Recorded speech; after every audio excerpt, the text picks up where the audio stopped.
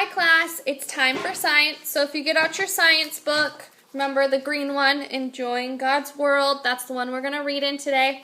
We're going to do just a little bit again today, but I have kind of a fun activity for us to do at the end. So, on page 41, that's where we're going to continue reading. We are talking all about leaves, and our vocabulary at the very top are, the two words are veins, and the second one is chlorophyll. That one's kind of a tricky one to say, chlorophyll. It's the green material in plants. So we're going to find out a little bit more about that. If you follow along with me, I'm reading on page 41. Leaves. Leaves make food for the plants. Without leaves, plants would starve to death. Leaves are all shapes and sizes. The banana leaf can be as tall as a man. That's pretty tall. If you look at the pictures, there's all those different types of leaves, so not all leaves look the same. There's the banana leaf, which they said can be really tall. The maple leaf, a grass blade, so just one little piece of grass, a cherry leaf, an oak leaf, and pine needles. Pine needles we're used to seeing on Christmas trees. If you turn the page, page 42, let's read together.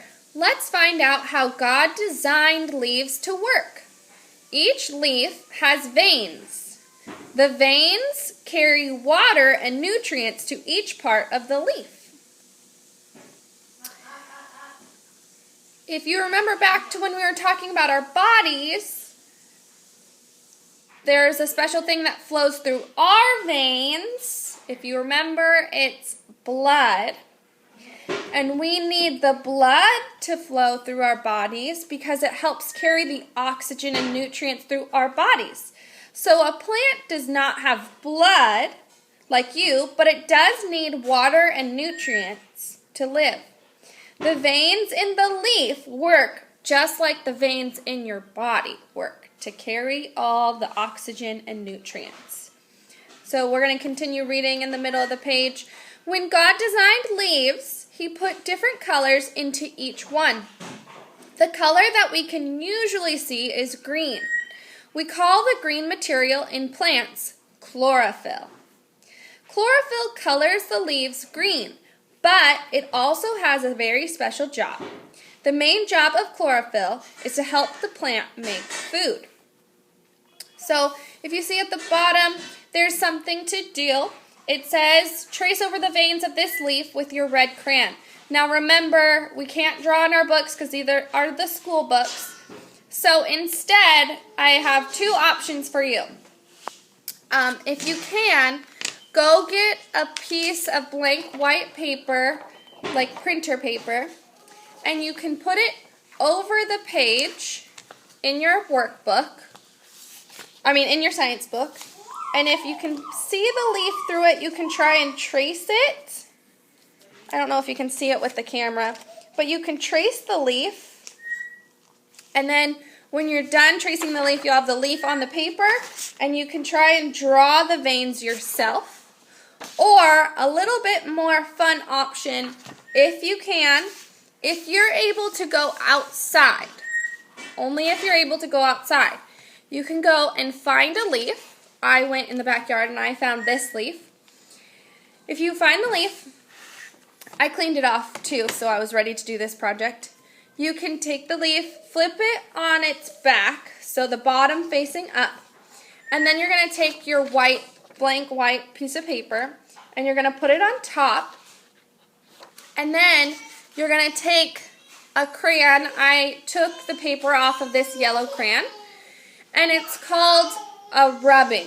So what you're going to do is you're going to put your leaf as flat as you can, hold your paper, and try and hold it down really, really flat so it's on it. I'll try and do it over here. You hold it down really flat. You take your crayon and you rub out, pushing hard around the leaf. All the way around. You got to push really hard so you can get all the details. And rubbing out is what helps the most.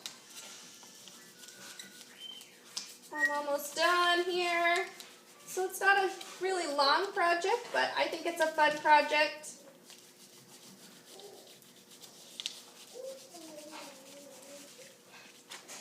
And there you go. You can see, I don't know if you can see it because I used yellow, but you can actually see, if you did it right, you can see the veins that were in this leaf.